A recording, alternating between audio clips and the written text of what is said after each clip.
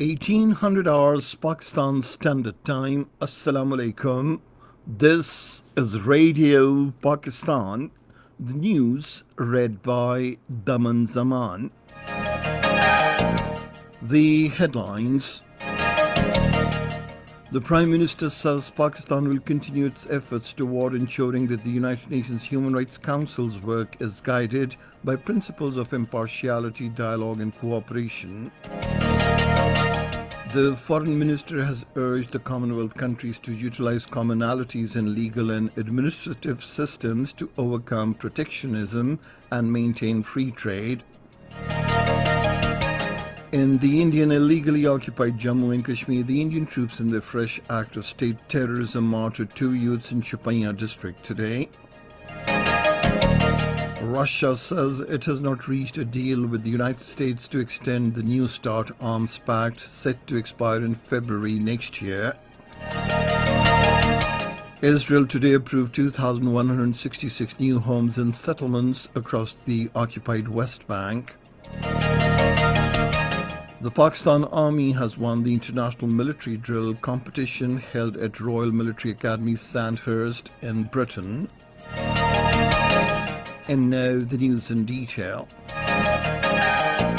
Prime Minister Imran Khan has reiterated Pakistan's resolve to continue efforts towards consensus building and ensuring the United Nations Human Rights Council's work is guided by principles of universality, impartiality, dialogue and cooperation.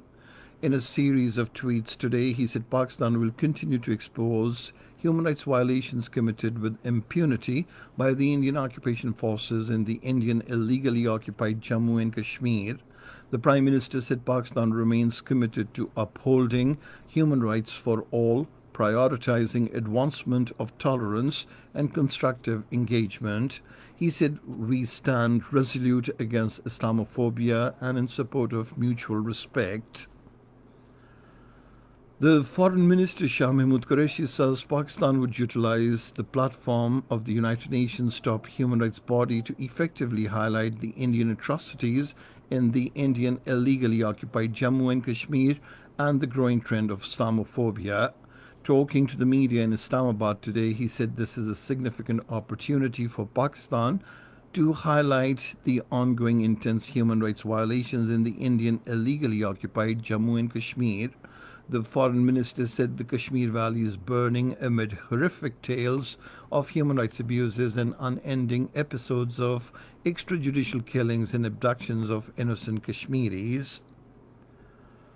Pakistan has been re-elected to the United Nations Human Rights Council for a period of 3 years beginning 1st January next year with a big vote of 169 in the Asia-Pacific group. The 193-member United Nations General Assembly held elections for 15 new members to the 47-member Human Rights Council, which is based in Geneva. The election in the General Assembly was by a secret ballot with a simple majority required. The Foreign Minister Shah Mahmood Qureshi has urged the Commonwealth countries to utilize commonalities in legal and administrative systems to overcome protectionism and maintain free trade.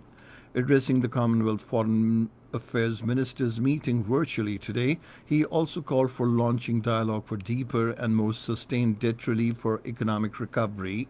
The Foreign Minister emphasized on lending weight to calls by Prime Minister Imran Khan and other world leaders for a people's vaccine for the treatment of COVID-19 pandemic. He said it is a matter of global concern that the pandemic has been accompanied by a spike in intolerance, violence and racial discrimination.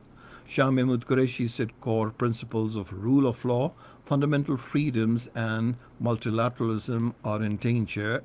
Without naming India, the Foreign Minister said a South Asian state is targeting specific religions and ethnic groups in order to foment division and hatred among communities.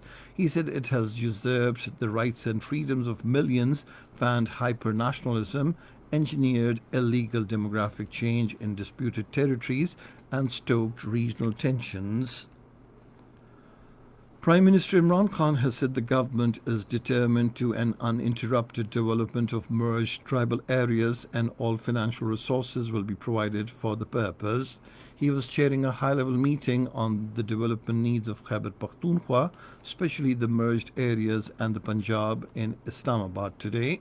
The Prime Minister said in the past a large chunk of government resources had been reserved for few areas while keeping political priorities in view, which adversely impacted the development process in the backward areas. The Prime Minister stressed on provinces to give special attention to empowering district and local governments in terms of revenue collection so that their resources can be utilized for the development of these areas and to provide better facilities there. An army soldier, Havaldar Tanveer, embraced martyrdom and another was injured when terrorists opened fire from across the border on Pakistan Army post along the Pak-Afghan border in Bajor. This is Radio Pakistan. Pakistan and the United Kingdom, at their fifth round of bilateral consultations on arms control, non-proliferation and disarmament, have expressed commitment to enhance coordination at multilateral fora. The Director General Arms Control and Disarmament at the Ministry of Foreign Affairs, Mohammad Kamran Akhtar, represented Pakistan, while the British side was headed by its Director General and International Security, Samantha Job. The meeting discussed issues relating to arms control, non-proliferation and disarmament, besides exchanging views on global and regional security.